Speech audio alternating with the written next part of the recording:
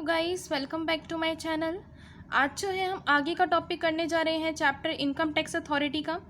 जो हमारा next topic है वो है powers of joint commissioner, assistant director और deputy director of income tax. ठीक है, अगर अभी तक आपने मेरे चैनल को सब्सक्राइब नहीं किया है तो पहले सब्सक्राइब कर दीजिएगा कि आने वाली न्यू वीडियो की नोटिफिकेशन आपको टाइम पर मिल जाए। तो चलिए आइए करते हैं स्टार्ट। द सेंट्रल गवर्नमेंट में appoint such persons as it thinks fit to be the joint commissioner, assistant director और deputy director of income tax। यानी कि जो सेंट्रल गवर्नमेंट है वो क्या करती है, इनको अपॉइंट करती है। अगर उनको ठीक लगता है जो भी पर्सन, वो उनको इन पोस्ट पर अपॉइंट कर देती है, जॉइंट कमिश्नर की पोस्ट पर, असिस्टेंट डायरेक्टर की पोस्ट पर या डिप्टी डायरेक्टर की पोस्ट पर। ठीक है, अब इनकी पावर्स क्या है। सबसे पहला है to have the same powers as are vested in a court। The joint commissioner और assessing officer has the same powers। जो joint commissioner हैं या assessing officers हैं उनकी सेम पावर है जो कि कोर्ट ने दी हुई है अंडर द सिविल प्रोसीजर। जो सिविल प्रोसीजर का जो कोड ऑफ कंडक्ट है उसके अंदर जो भी पावर्स दी हुई हैं वही सेम पावर्स हैं। While trying a suit under this act. अगर इस एक्ट के अंदर उनके ऊपर कोई केस हो जाता है या किसी के ऊपर ये केस करते हैं तो उस केस में इन लोगों की जो पावर्स हैं वो सेम रहेंगी, चाहे वो आपकी जॉइंट कमिश्नर हो या असेसिंग ऑफिसर्स हो। ठीक है, नेक्स्ट है power regarding discovery, production of evidence etcetera. यानी कि जो जॉइंट कमिश्नर है या आपके असिस्टेंट डायरेक्टर हैं या फिर डिप्टी डायरेक्टर हैं, उनके पास ये पावर है कि वो किसी भी जो कंपनी है या किसी भी पर्सन के बुक्स ऑफ अकाउंट्स को ले सकते हैं। ठीक है, और कोई भी अदर डॉक्यूमेंट वो भी ले सकते हैं। वो ये ऑर्डर कर सकते हैं कि उनके आगे बुक्स ऑफ अकाउंट्स या अदर डॉक्यूमेंट प्रोड्यूस किए जाएं। लेकिन जो असेसिंग ऑफिसर्स होते हैं या जॉइंट कमिश्नर होते हैं वो अपने पास बुक्स या जो अदर डॉक्यूमेंट वो ले रहे हैं किसी भी पर्सन से या क्लास ऑफ पर्सन से, तो उस केस में वो 15 दिन से तक ही रखेंगे, उसके आगे नहीं रखेंगे। और 15 दिन तक भी जब ही रखेंगे जब उनको चीफ कमिश्नर या फिर डायरेक्टर जनरल या फिर कमिश्नर इनकी अप्रूवल मिल जाएगी। अगर वो किसी भी तरह से अपने पास रिटेन रखना चाह रहे हैं किसी भी पर्सन की बुक्स ऑफ अकाउंट्स तो उनको 15 दिन तक की ही परमिशन है, और वो भी तब है जब वो पहले चीफ कमिश्नर, डायरेक्टर जनरल और कमिश्नर की परमिशन लेंगे, उसके बाद ही वो रिटेन करके रख सकते हैं। ठीक है, नेक्स्ट है inquiry into concealment. If they have reasons to suspect that any income has been concealed. अगर उनके पास कोई रीज़न है कि हाँ किसी भी पर्सन की जो इनकम है वो छुपाई जा रही है, वो पर्सन अपनी इनकम को छुपा रहा है या फिर छुपाने के लिए वो है कि अब छुपा सकता है फ्यूचर में, तो उस केस में by any person or class of persons within their jurisdiction they are empowered to make any inquiry। तो उनके पास ये पावर है कि वो इंक्वायरी कर सकते हैं, इन्वेस्टिगेशन कर सकते हैं उस इनकम से रिलेटेड। ठीक है, नेक्स्ट है power to call for information. उनके पास ये भी पावर है कि अगर कोई भी इंफॉर्मेशन उनको किसी भी पर्सन से या फिर क्लास ऑफ पर्सन से चाहिए तो वो उनको कॉल कर कर बुला सकते हैं। और कॉल कर कर बुलाने के लिए जो इन्फॉर्मेशन ली जाती है उसका सेक्शन क्या है, अंडर सेक्शन 133। ठीक है, नेक्स्ट है पावर टू सर्वे। इनके पास ये भी पावर होती है, वो किसी भी प्लेस पर जाकर सर्वे भी कर सकते हैं। यानी कि वो किसी भी जहाँ पर बिजनेस या प्रोफेशन रन हो रहा है या फिर किसी भी तरह की चैरिटेबल एक्टिविटीज़ हो रही हैं, ठीक है, तो उनके जो बुक्स ऑफ अकाउंट्स हैं, उनके जो अदर डॉक्यूमेंट्स हैं या उनके पास कोई कैश स्टॉक वगैरह है या अदर कोई भी वैल्यूएबल आर्टिकल्स हैं जो कि बिजनेस के लिए चाहिए, उन्होंने अपने पास रख रखे हैं, तो उनकी वो सर्वे कर सकते हैं। और अगर उनको ये लगता है कि किसी भी असेसी ने ज़्यादा एक्सपेंडिचर कर दिया है किसी फंक्शन या सेरेमनी में, then income tax authority is empowered to collect information. तो वो इन्फॉर्मेशन भी कलेक्ट कर सकते हैं कि आपने इस फंक्शन में इतना ज़्यादा पैसा खर्च कर दिया, इसकी इन्फॉर्मेशन दो। ठीक है, अबाउट सच एक्सपेंडिचर, उस एक्सपेंडिचर की फ्रॉम द असेसी या फिर किसी अनदर पर्सन से। और उनकी जो स्टेटमेंट है उनको भी वो रिकॉर्ड करेंगे कि उन्होंने इस फंक्शन पर इतना पैसा क्यों खर्च करा, उनसे पूछताछ की जाएगी। उन पूछताछ के ऊपर जो है रिकॉर्ड की जाएगी उनकी सारी स्टेटमेंट, जो भी उन्होंने बोला होगा, रीज़न बताया होगा, वो रिकॉर्ड करेंगे और इस रिकॉर्ड को आगे फर्दर एविडेंस के लिए रखा जाएगा। मान लो अगर फ्यूचर में कभी भी कोई डिमांड करता है कि इन्होंने ऐसा क्यों किया था, आपने पूछताछ की थी, इन्वेस्टिगेशन की थी, तो उसका क्या रिकॉर्ड है आपके पास, तो वो रिकॉर्ड अपने पास रखते हैं। फ्यूचर रेफरेंस के लिए एज एन एविडेंस। ठीक है, नेक्स्ट है power to inspect registers of companies. इनके पास ये भी पावर होती है, जो जॉइंट कमिश्नर हैं वो क्या कर सकते हैं, इंस्पेक्ट करा सकते हैं या कॉपी ले सकते हैं रजिस्टर ऑफ मेंबर्स। कंपनी काफ़ी सारे रजिस्टर्स बनाती है, मेंबर्स का रजिस्टर अलग होता है, डिबेंचर होल्डर्स का रजिस्टर अलग होता है, मॉर्गेजेस का रजिस्टर अलग होता है। तो ये सारे रजिस्टर अगर वो इंस्पेक्ट कराना चाहती है तो इंस्पेक्ट भी करा सकती है और उन रजिस्टर्स की कॉपी भी मंगवा सकती है। ठीक है, नेक्स्ट है टू मेक एनी इंक्वायरी। अगर उनको कोई इंक्वायरी भी करनी है तो वो इस एक्ट के अंडर इंक्वायरी भी कर सकती हैं। जॉइंट कमिश्नर हैं, असिस्टेंट डायरेक्टर हैं या डिप्टी डायरेक्टर हैं, वो कोई भी इंक्वायरी करा भी सकते हैं। फिर नेक्स्ट है to call for and examine the records. जो जॉइंट कमिश्नर हैं वो किसी भी पर्सन या क्लास ऑफ पर्सन को बुला सकते हैं, किसके लिए, रिकॉर्ड्स को एग्जामिन करने के लिए, एग्जामिन द रिकॉर्ड्स और any other proceedings in which an assessment is pending. यानी जिस भी चीज़ की असेसमेंट अभी पेंडिंग है उसके लिए अगर कोई इन्फॉर्मेशन चाहिए तो वो उस इन्फॉर्मेशन को कलेक्ट करने के लिए उस पर्सन को कॉल कर सकते हैं और जो भी रिकॉर्ड्स उसके द्वारा मेंटेन्ड किए गए हैं उन रिकॉर्ड्स को एग्जामिन कर सकते हैं, यानी चेक कर सकते हैं। ठीक है, फिर नेक्स्ट है commissioner of income tax appeals. The commissioner of income tax appeals is an appellate authority. ये क्या है, एक एपिलेट अथॉरिटी है। It is vested with the judicial powers. इसके पास बहुत सारी जुडिशियल पावर्स हैं। ठीक है, पहली पावर है power regarding discovery, production of evidence etcetera. ठीक है, इनके पास ये पावर है, लाइक जैसे चीफ कमिश्नर के पास पावर थी, सेम एज इट इज़ इनके पास भी यही पावर है कि अगर किसी भी तरह की उनको सर्च करनी है तो वो सर्च कर सकते हैं और किसी भी तरह का एविडेंस प्रोड्यूस करवाना है तो वो भी वो करवा सकते हैं। ठीक है, नेक्स्ट है power to call for information. As जैसे उनके पास भी पावर थी कि अगर कोई इन्फॉर्मेशन उनको चाहिए तो उस इन्फॉर्मेशन के लिए उस पर्सन को या क्लास ऑफ पर्सनस को कॉल कर सकते हैं और उनकी इन्फॉर्मेशन ले सकते हैं और वो इन्फॉर्मेशन क्या करते हैं, उनको रिकॉर्ड कर लेते हैं। और रिकॉर्ड किस लिए करते हैं कि आगे फर्दर एविडेंस में काम आए। ठीक है, अब इन्होंने क्या बोला है, the commissioner of income tax appeals में for the purposes of this act require any person to furnish information. देखो इसके जितने भी ये पॉइंट्स हैं, इसके क्या जितने भी मोस्टली पॉइंट्स हैं उनके ना सेक्शंस दे रखे हैं, लेकिन जहाँ जहाँ इम्पॉर्टेंट सेक्शन था वहाँ मैंने सेक्शंस लिख दिए हैं। बाकी इतना इम्पॉर्टेंट नहीं है कि आपको इनके सेक्शंस याद होने चाहिए। एग्ज़ाम में अगर आप नॉर्मल पॉइंट्स भी लिख देते हैं तो भी चल जाएगा। ठीक है, पॉइंट्स को एक्सप्लेन करना ज़रूरी है, बाकी सेक्शंस अगर आपको याद रह जाते हैं तो बढ़िया बात है, नहीं रहते तो इट्स ओके, कोई बात नहीं। लेकिन ये बात ध्यान में रखना कि अगर आपको सेक्शन लिख रहे हो, किसी भी चीज़ का सेक्शन लिख रहे हो तो आपको कन्फर्मेटिव होनी चाहिए कि हाँ ये सेक्शन सही है, गलत लिख कर नहीं आना। ठीक है, require any person to furnish information in relation to such point or matter or to furnish statements of accounts and affairs verified in the specified manner। यानी क्या कर सकते हैं, उस पर्सन को ये भी बोल सकते हैं, मान लो उनको जो है बुक्स ऑफ अकाउंट्स किसी अदर कंडीशन में चाहिए। ठीक है, उन्होंने ये बोला कि इन बुक्स ऑफ अकाउंट्स को इस तरीके से इस फॉर्म में लेकर आओ, तो वो ये भी ऑर्डर दे सकते हैं कि आपको किस मैटर पर चाहिए, किस पॉइंट पर चाहिए, वो बुक्स ऑफ अकाउंट्स किस तरह से बने हुए चाहिए। ठीक है, तो वो उस मैनर को बता देंगे और उसके हिसाब से वो पर्सन या क्लास ऑफ पर्सन उस इंफॉर्मेशन को ले आएंगे। नेक्स्ट है power to inspect registers of company. Same as जैसे कमिश्नर थे हमारे जॉइंट कमिश्नर वगैरह, उनकी भी जैसे पावर्स थी कि वो किसी भी तरह की कॉपीज़ या रजिस्टर को इंस्पेक्ट करा सकते हैं और उनकी कॉपीज़ ले सकते हैं रजिस्टर्स की। कौन कौन से हैं, register of members, debenture holders और mortgages of any company. Next point है set off refund against arrears of tax. जो कमिश्नर अपील हैं उनके पास ये भी पावर है कि अगर किसी तरह का रिफंड पर्सन का बचता है और टैक्स लाइबिलिटी बच रही है, रिफंड आपको पे करना है उस पर्सन को और उसकी टैक्स लाइबिलिटी बनती है, तो उसको सेट ऑफ कर दें। लेकिन सेट ऑफ करने से पहले हमेशा ये ध्यान रखना है कि उस पर्सन को भी इंफॉर्मेशन भेजनी है। ठीक है, एक नोटिस जाना चाहिए उस पर्सन के पास कि हाँ आपकी जो टैक्स लाइबिलिटी है उसको सेट ऑफ किया जा रहा है आपके रिफंड में से, तो वो सेट ऑफ हो जाएगा। उसके बाद है disposal of appeal. In disposing of an appeal the commissioner appeals has the following powers.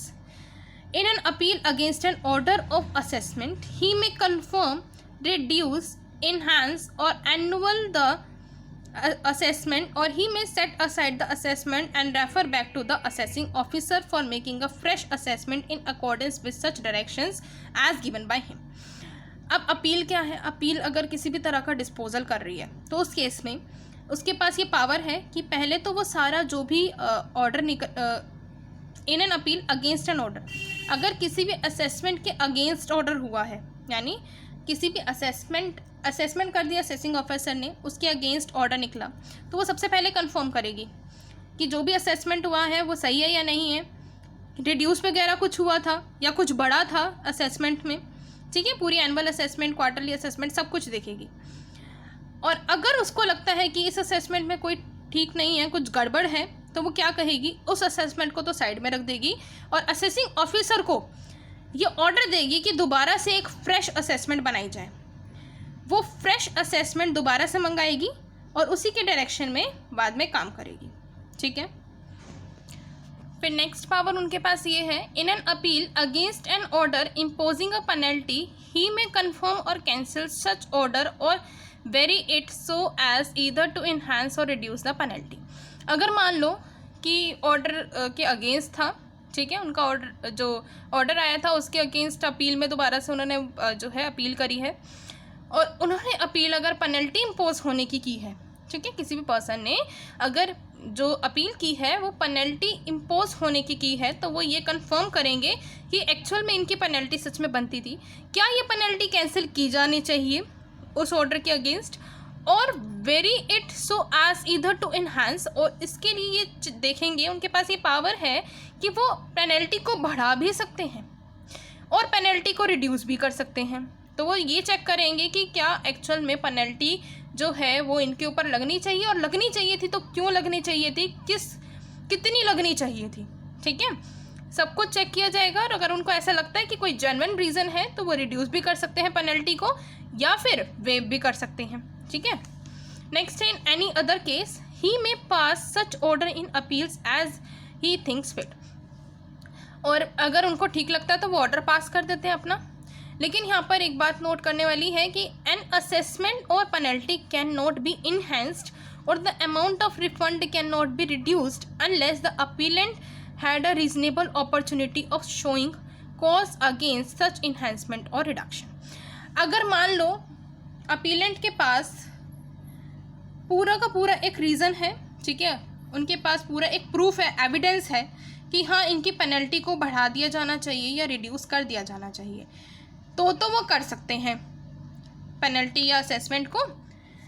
लेकिन अगर उनके पास कोई रीज़न ही नहीं है फिर भी वो उनकी पेनल्टी को रिड्यूस कर रहे हैं या फिर इन्हांस कर रहे हैं, तो वो गलत होगा, उस ऑर्डर को माना ही नहीं जाएगा, क्योंकि उनके पास कोई रीज़नेबल वही नहीं है, अपॉर्चुनिटी नहीं है, या कह सकते हो कोई रीज़नेबल एविडेंस ही नहीं है अपीलेंट के पास, तो वो कैसे कर सकता है। उन्होंने कॉज तो शो किया नहीं कि उन्होंने इन्हांसमेंट क्यों की या रिडक्शन क्यों की, तो फिर कैसे हो सकती है। जब तक वो कोई कॉज नहीं बताएंगे तब तक वो कोई भी पेनल्टी को या किसी भी असेसमेंट को इन्हांस नहीं कर सकते हैं या फिर रिड्यूस नहीं कर सकते हैं, ठीक है। नेक्स्ट है इम्पोजिशन ऑफ पेनल्टी।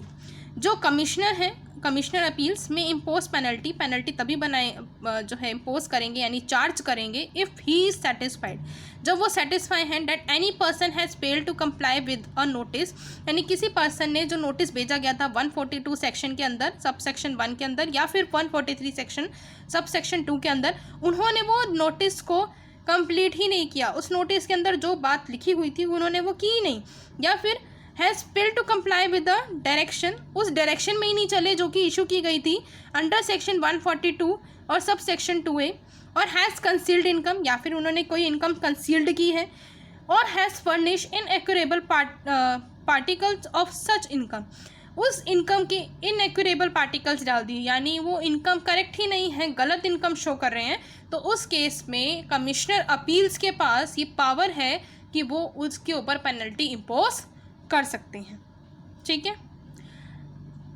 नेक्स्ट जो हमारे पास टॉपिक है वो है असेसिंग ऑफिसर का। The expression assessing officer will mean ITO, इसका मतलब क्या है, ITO भी हो सकता है, कोई असिस्टेंट कमिश्नर भी हो सकता है, कोई डिप्टी कमिश्नर भी हो सकता है, कोई असिस्टेंट डायरेक्टर या फिर डिप्टी डायरेक्टर या एडिशनल कमिश्नर और एडिशनल डायरेक्टर, या फिर कोई जॉइंट कमिश्नर या और joint director who is vested with the power to assess, जिसके पास ये पावर है कि वो असेसमेंट कर सकता है, उन सभी को हम असेसिंग ऑफिसर का नाम देंगे। क्लियर है। अब जो ये असेसिंग ऑफिसर होता है ये फर्स्ट और फोरमोस्ट ऑफिसर होता है डिपार्टमेंट का, जो कि कांटेक्ट में आता है असेसी के, यानी यही एक पर्सन है जो कि असेसी के साथ कांटेक्ट रखेगा। और ये दोनों he is both an administrator, ये जो है एडमिनिस्ट्रेटर भी है और एक क्वाजी जुडिशियल ऑफिसर भी है। ठीक है। उसके बाद उसके पास अब पावर्स क्या हैं। सबसे पहली पावर्स है पावर टू डिसअलाउ एक्सेसिव और unreasonable expense where payment has been made to a relative etcetera under section 40A। अगर अंडर सेक्शन 40A या में जैसे रिलेटिव वगैरह के रिगार्डिंग अगर कोई पेमेंट वगैरह होती है तो, और अगर वो पेमेंट बहुत ज़्यादा कर रखी है, बिन बात के बहुत ज़्यादा पेमेंट, अनरीजनेबल एक्सपेंडिचर है, तो उनके पास ये पावर है कि उस एक्सपेंडिचर को डिसअलाउ कर दिया जाए। ठीक है। अब क्या होता है कि असेसी क्या करता है, इनकम टैक्स जब रिटर्न बनाता है तो उस केस में क्या करता है, जो भी उसको डिडक्शंस मिलनी होती है वो डिडक्शन वो दे देता है। ठीक है। वो ये शो कर देता है मेरा इतना सारा एक्सपेंडिचर हुआ है, एक्चुअल में वो एक्सपेंडिचर था ही नहीं, या फिर वो एक्सपेंडिचर उन्होंने बेफालतू का बिना किसी रीज़न के कर रखा है, शो कर रखा है और अपने रिलेटिव को कर दिया, या अंडर सेक्शन 40A के अंडर जो है वो एक्सपेंडिचर किया हुआ है। तो उस केस में असेसिंग ऑफिसर के पास ये पावर है कि उस डिडक्शन को वो उनको ना दें, यानी वो डिडक्शन अब पर्सन क्लेम नहीं कर सकता। ठीक है। नेक्स्ट पावर क्या है, power to determine actual cost to the assessee where the plan etcetera has been used by the assessee earlier but has been transferred और रीट्रांसफर्ड। अच्छा, मान लो मैं हूँ, ठीक है, मेरे पास कोई असेट थी, मैंने उस असेट को मान लो 2 साल यूज़ करा, ठीक है, और यूज़ करने के बाद मैंने उसको ट्रांसफ़र कर दिया। ठीक है।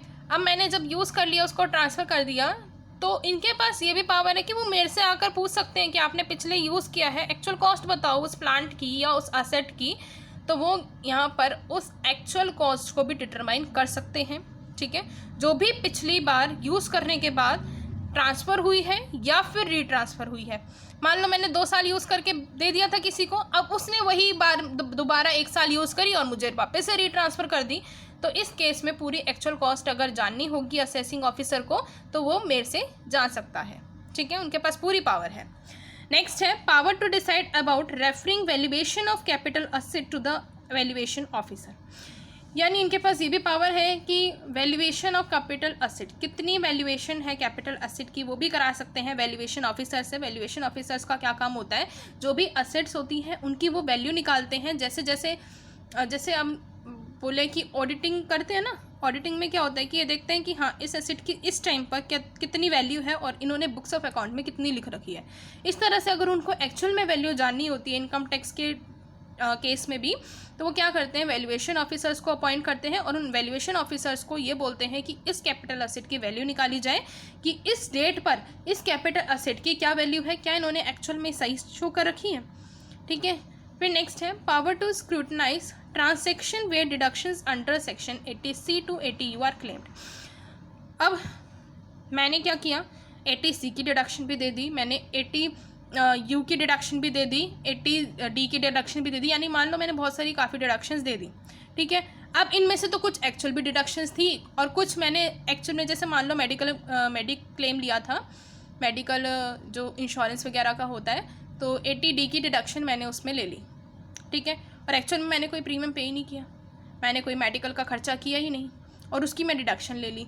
तो ये भी उनके पास पावर है असेसिंग ऑफिसर के पास कि वो जितनी भी डिडक्शन एक असेसी ने ली है उन सारे डिडक्शंस की ट्रांजैक्शन को स्क्रूटनाइज करें।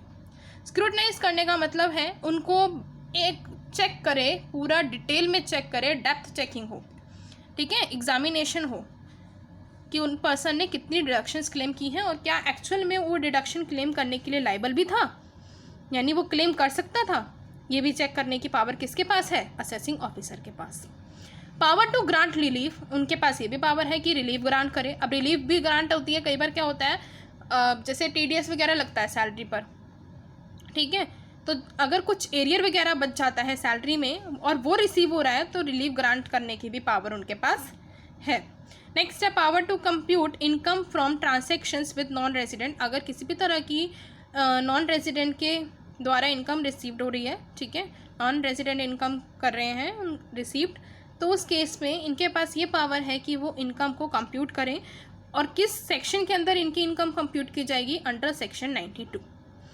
Power to enforce attendance of witness. इनके पास ये भी पावर है, जो विटनेस है उसकी अटेंडेंस को भी चेक कर सकते हैं अंडर सेक्शन 133, ठीक है। नेक्स्ट है power to record statement of a person on oath. Power है उनके पास कि किसी भी पर्सन की स्टेटमेंट को रिकॉर्ड कर सकते हैं ऑन ओथ, यानी कि अगर उस पर्सन ने कोई शपथ ली है, जिस शपथ वगैरह लेते हैं ना उसको हम ओथ कहते हैं। अगर उन्होंने शपथ ली है और उस शपथ में उन्होंने ये बोला कि हाँ सब कुछ सही है, मैंने ये बात करी है और मैंने ये काम करा है, ये मेरी इनकम है, जो भी उन्होंने जो भी स्टेटमेंट दी है उन सारी स्टेटमेंट को रिकॉर्ड करने का जो राइट होता है, जो पावर होती है, वो सारी पावर असेसिंग ऑफिसर के पास होती है। नेक्स्ट है power to call for information. Information के लिए कॉल करने की पावर भी असेसिंग ऑफिसर के पास होती है अंडर सेक्शन 133, ठीक है। नेक्स्ट है power to allot permanent account number. अगर पैन भी जो है वो भी उनके पास ही पावर है असेसिंग ऑफिसर्स के पास कि वो पैन नंबर भी अलॉट कर सकते हैं। Power to ask the assessee to get his account audited.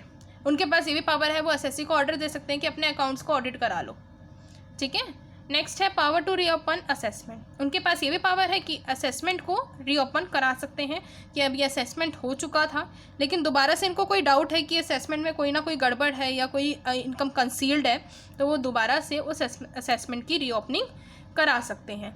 Next है power to accept partition of HUF। Assessing officer के पास ये पावर है कि वो लोग जो हैं एक्सेप्ट कर सकते हैं पार्टीशन ऑफ HUF का जो पार्टीशन हो रहा है उसको एक्सेप्ट करने की पावर भी इन्हीं के पास है। नेक्स्ट है power to issue notice of demand. इनके पास ये भी पावर है कि अगर किसी भी तरह से एडवांस टैक्स की पेमेंट होनी है या टैक्स लाइबिलिटी का जो भी फाइनलाइज हो चुकी है कि कितनी टैक्स लाइबिलिटी पे होनी है, उनका नोटिस भेजने की भी पावर जो है वो असेसिंग ऑफिसर के पास है। असेसिंग ऑफिसर ही नोटिस भेजता है और उस नोटिस के चलते जो असेसी होता है उसको 30 दिन के अंदर अंदर वो पेमेंट्स करनी होती है, ठीक है। नेक्स्ट है power to issue notice of demand for the payment of tax, interest and penalty. और इनके पास ये भी पावर होती है कि वो नोटिस ऑफ डिमांड भेजें कि आपको टैक्स की पेमेंट करनी है, किसी इंटरेस्ट की पेमेंट करनी है या पेनल्टी की पेमेंट करनी है। नेक्स्ट है power to grant refund. Refund को ग्रांट करने की इनके पास पावर है। फिर नेक्स्ट है power to adjust tax due from an assessee against the amount of refund due to the assessee with the prior approval of the commissioner. इनके पास ये भी पावर है कि किसी भी टैक्स के अमाउंट को एडजस्ट कर सकते हैं, ठीक है। एडजस्ट मीन जैसे जो भी रिफंड बनता था उस रिफंड का सेटअप वगैरह करना हो वो भी कर सकते हैं, ठीक है ना। नेक्स्ट है power to rectify a mistake. अगर कोई भी मिस्टेक हुई है उसको रेक्टिफाई करने की भी पावर इनके पास है, या फिर अगर उन्हीं से खुद से मिस्टेक हुई है तो वो रेक्टिफाई चुपचाप कर देंगे कि गलती हमारे से हुई है। और अगर किसी असेसी से मिस्टेक हुई है तो वो क्या करता है, एप्लीकेशन डालता है और उस एप्लीकेशन के चलते वो देखेंगे कि या एक्चुअल में मिस्टेक हुई है कि नहीं हुई है, कन्फर्मिटी लेंगे। जब उनको कन्फर्म हो जाएगा कि हाँ ये वाली मिस्टेक एक्चुअल में हुई है तो उसके बाद वो क्या करेंगे, उस मिस्टेक को रेक्टिफाई कर देंगे। नेक्स्ट है power to issue notice to an assessee asking him to furnish his return of income. इनके पास ये भी पावर है कि जो असेसी को नोटिस वगैरह इशू करें कि आप अपनी जो रिटर्न है उसको फाइल करो। नेक्स्ट है power which a court has under the code of civil procedure while being a case. अगर कोई केस चल रहा है तो उस केस में जो भी कोड ऑफ कंडक्ट होता है कोड ऑफ सिविल प्रोसीजर का, तो उस केस में उनके पास ये भी पावर है कि वो जो भी सिविल प्रोसीजर चल रहा है उसमें भी वो जो हिस्सा है वो ले सकते हैं। और अगर इन्वेस्टिगेशन करने को भी बोला जाए तो वो इन्वेस्टिगेशन भी कर सकते हैं। नेक्स्ट है power to inspect and take copies. उनके पास असेसिंग ऑफिसर के पास ये भी पावर है कि रजिस्टर ऑफ मेंबर्स को ले सकते हैं, डिबेंचर होल्डर्स को ले सकते हैं, उनके कॉपीज़ ले सकते हैं, लेकिन 15 दिन तक ही अपने पास अगर रिटेन करना चाहते हैं तो 15 दिन तक ही रिटेन करेंगे। और लेकिन इसको लेने की भी पहले परमिशन किससे लेनी होगी, कमिश्नर से, ठीक है। नेक्स्ट है power to search a place in his jurisdiction and seize the required books of accounts and other documents. क्या है कि इनके पास ये भी पावर है कि किसी भी प्लेस पर जाकर वो सर्च कर सकते हैं या किसी भी प्लेस पर जाकर कोई भी बुक्स ऑफ अकाउंट्स को सीज कर सकते हैं, कोई मनी सीज कर सकते हैं, कोई ज्वेलरी सीज कर सकते हैं या कोई अदर डॉक्यूमेंट सीज कर सकते हैं, जब्त कर सकते हैं। नेक्स्ट है कुछ ड्यूटीज़ क्या है असेसिंग ऑफिसर की। To grant depreciation allowance even if not claimed by the assessee. मान लो असेसी जो है डेप्रिसिएशन का अलाउंस क्लेम करना भूल गया, लेकिन अब इनके पास असेसिंग ऑफिसर जो है उनकी ये ड्यूटी बनती है कि उस पर्सन को जो कि भूल गया है उसको ग्रांट करे डेप्रिसिएशन अलाउंस। या तो वो भूल गया होगा या फिर उसको नहीं पता होगा कि इसका जो है आपको डिडक्शन मिल जाएगा। अगर उनको नहीं पता तो उनके पास ये ड्यूटी है कि वो डेप्रिसिएशन अलाउंस उनको दें, ठीक है। Not to take advantage of the ignorance of the assessee. कभी भी अगर असेसी कुछ भूल गया है, इग्नोर कर चुका है, उसकी एडवांटेज कभी भी इनको नहीं लेनी है। To assist a tax payer in every reasonable way. हर एक रीजनेबल वे के अंदर हर एक टैक्स पेयर को असिस्ट करे, particularly in the matter of claiming and securing reliefs. कि अगर कोई भी उसको डिडक्शन मिल जाती है तो वो भी वो क्लेम कर सके, और अगर कोई उसको रिलीफ मिलती है तो वो भी वो क्लेम कर सके। तो इसके लिए भी कौन असिस्ट करे? Assessing officer. It is the foremost duty of the assessing officer. Next है to advise assessees as to their rights and liabilities and as to the procedure to be adopted for claiming refunds and reliefs। यानी advice करे assessees को कि उनकी क्या rights और liabilities हैं और प्रोसीजर बताए कि किस तरह से वो रिफंड्स और रिलीफ्स को क्लेम कर सकते हैं। अब यहाँ पर इनकम टैक्स ऑफिसर्स की पावर्स दे रखी हैं। इनकम टैक्स ऑफिसर्स की पहली पावर है कि अगर किसी भी तरह की वो डिस्कवरी या प्रोडक्शन ऑफ एविडेंस कराना चाहते हैं तो उनके पास ये पावर है। और ये पावर किस सेक्शन के अंदर है? 131 सेक्शन के अंदर। Power regarding search and seizure. Search and seizure के रिगार्डिंग पावर है उनके पास, और ये पावर अंडर सेक्शन 132 के अंदर है। और requisition of books of accounts, books of accounts को चेक करने की पावर है, और ये कब किस सेक्शन में है? Section 132A। नेक्स्ट है power to deal with seized और requisitioned assets under section 132B। उनके पास ये भी पावर है कि किसी भी तरह से कोई भी असेट है उनको सीज वगैरह करने की भी पावर है, और वो पावर है 132 सेक्शन B। नेक्स्ट है power to call for information. Information के लिए बुलाने की भी पावर है, और सेक्शन 133 के अंदर ये पावर होती है। Power to make any inquiry under section 135। कोई भी इंक्वायरी करनी है उसकी पावर है इनके पास, इनकम टैक्स ऑफिसर्स के पास, और सेक्शन 135 बताता है इस पावर को। Power to inspect register of companies. Companies के रजिस्टर को इंस्पेक्ट करने की पावर किसके पास है? इनकम टैक्स ऑफिसर्स के पास, और अंडर सेक्शन 134। फिर नेक्स्ट है power to make assessment under section 143 and 144। 143 और 144 के अंडर असेसमेंट करने की भी पावर इनके पास है। Power to make reassessment. Reassessment करने की भी पावर इनके पास है। अगर कोई एक्सकेप्ड इनकम है यानी छुपाई हुई इनकम है तो उनकी रीअसेसमेंट करने की पावर है अंडर सेक्शन 147।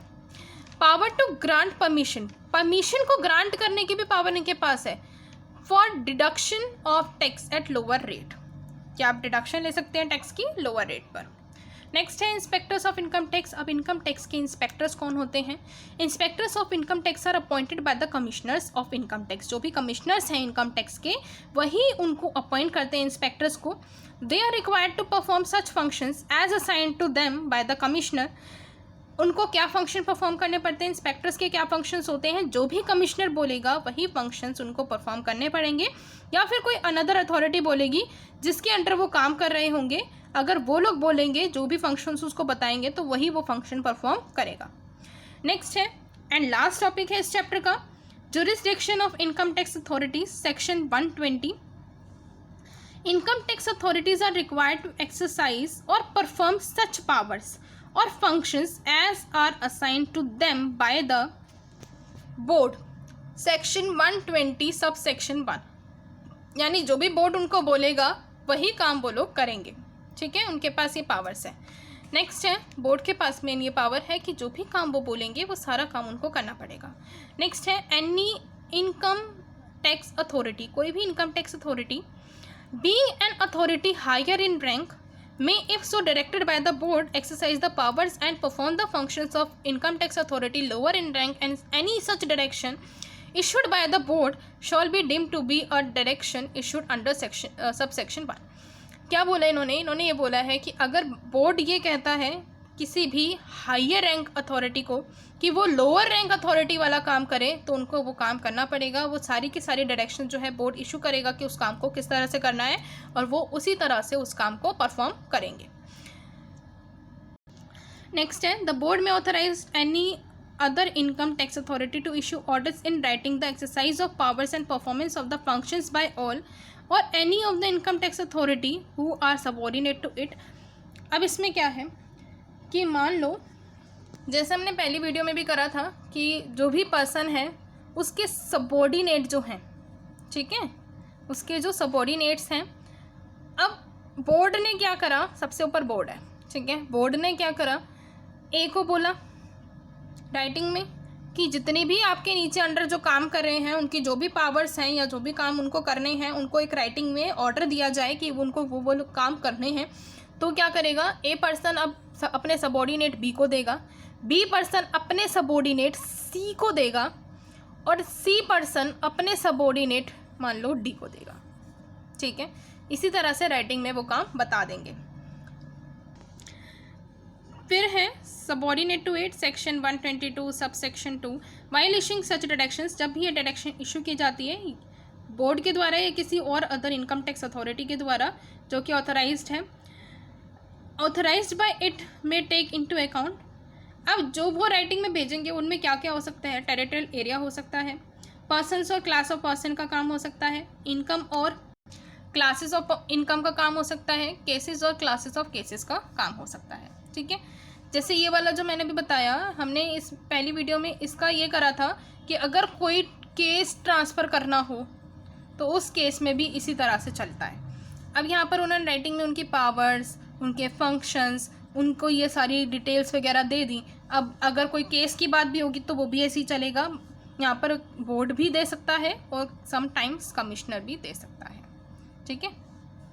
अगर केस ट्रांसफ़र करना है तो कमिश्नर आ जाएगा और वैसे अगर हम नॉर्मल बात करें जुरिस्डिक्शन की तो बोर्ड आ जाएगा, ठीक है। आज हम यहाँ तक का ही टॉपिक करेंगे और यहाँ पर ये चैप्टर बिल्कुल कंप्लीट हो जाता है।